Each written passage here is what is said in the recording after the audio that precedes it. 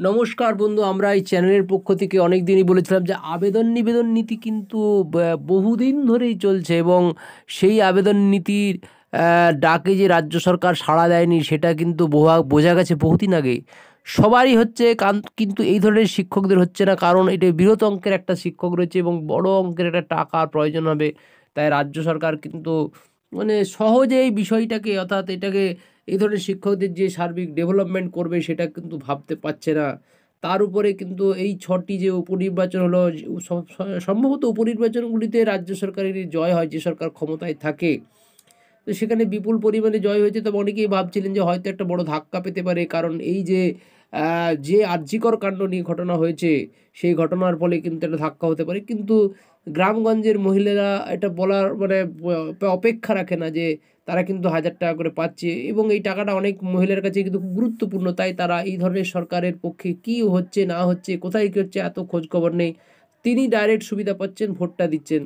তো সেখানে দাঁড়িয়ে এই ধরনের শিক্ষকদের বেতন বৃদ্ধি হলো কি বাড়লো কমলো কি এসে যায়, যারা কষ্ট পাচ্ছে তারা কষ্ট পাচ্ছে।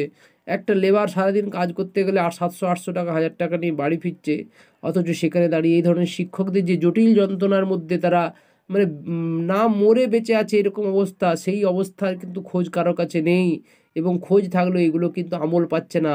তাই যেটা বলছিলাম যে তৃণমূলপন্থী নেতৃত্বরা এক হয়েছেন, সবাই বিরাটভাবে চেষ্টা চালাচ্ছেন, কিন্তু আদতে আবেদন নিবেদন নীতিতে যে কোনো কিছু কাজ হবে না সেইটা কিন্তু বুঝতেই পারলেন।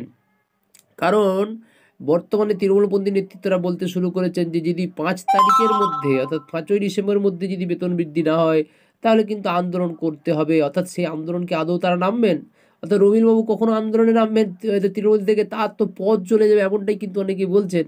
কিন্তু প্রশ্ন একটাই বন্ধু, যদি ওই ছেলেপুলে সবাইকে নিয়ে রাস্তায় নামানো যায়, অনেকেই যেটা কমেন্ট করছেন তাদের শিক্ষকদের কথাটা তুলে ধরছি, এবং সবাই মিলে যদি ওইখানে বিকাশ ভবনের সামনে ধর্ণা করা যায় যে যতদিন না বেতন বৃদ্ধি হচ্ছে ততদিন চলবে, সবার হলো আমাদের কেন হবে না, এই সরকার কি এই ধরনের শিক্ষকদেরকে তার রাজ্যের বাইরে বলে মনে করছে, এই মনোভাব নিয়ে যদি করতে পারে তবেই বন্ধু হবে।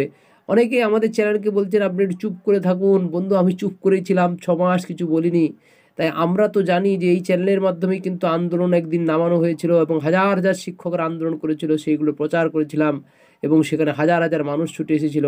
তাই আমরা কিন্তু ওইরকম ওই ভাষা কথায় বিশ্বাস করি না, যে ক্ষেত্রে ভাবতে হবে আপনাকে যে সত্যি যদি কিছু করতে হয় তাহলে সেটা কিন্তু হবে রাস্তার দাঁড়িয়ে করতে হবে। রাস্তার দাঁড়িয়ে মানে এটা নয় যে সরকারের বিরোধিতা করলাম, আমরা কিছু পাচ্ছি না কেন পাবো না, এই দাবিটার সরকার কাছে রাখতে হবে, শিক্ষামন্ত্রীর কাছে চাপ তৈরি করতে হবে। আজকেই শুনতে পাচ্ছিলেন যে শিক্ষামন্ত্রীর বিরুদ্ধে কথা বলছেন এখন মহিদুল ইসলাম, শিক্ষামন্ত্রী তার কথা শুনছে না।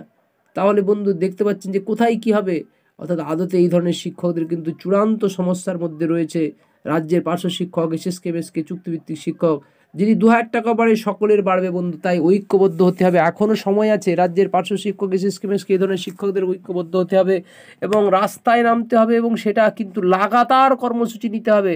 ডিসেম্বরে প্রায় ৫, ৭, ১০ তারিখের মধ্যে শেষ হয়ে যাচ্ছে, তাই সেখান থেকে কিন্তু কর্মসূচি গ্রহণ করতে হবে। বারবার ওই চ্যানেলের মাধ্যমে আমরা প্রকাশ করছি, এটা শুধু আমাদের কথা নয়, হাজার হাজার শিক্ষক তারাও কিন্তু এটা চাইছে।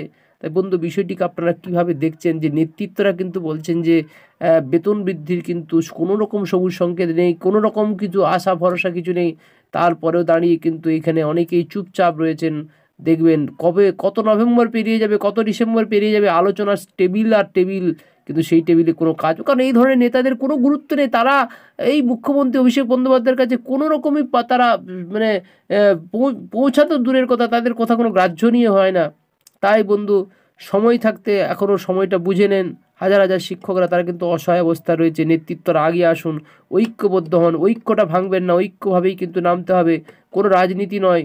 সেই চাপটা তৈরি করতে হবে যাতে সবারই হয়েছে কেন হবে না, পুলিশ প্রশাসনকে বোঝাতে হবে যে কেন হবে না, তারা যে লাঠিটা চালাচ্ছে তাদের এই লাঠি চালানোর পেছনে তাদের কারণটা বোঝাতে হবে যে আমরা অন্যায়ভাবে এখানে বসে নেই সেই জায়গাটায়। তাই বুকে দম থাকলে বন্ধু আগে আসুন, ভাবনা চিন্তা করুন কীভাবে ডিসেম্বর মাসে আন্দোলন হবে। যদি বেতন বৃদ্ধি হয় সে তো ভালোই হলো, কিন্তু না হলে তার বিকল্প পথটা ভাবতে শুরু করুন, তাহলে কিন্তু বড় অন্ধকার কঠিন পরিস্থিতি। চ্যানেলটি অবশ্যই সাবস্ক্রাইব করে সঙ্গে করুন, অবশ্যই কমেন্ট জানান। নমস্কার।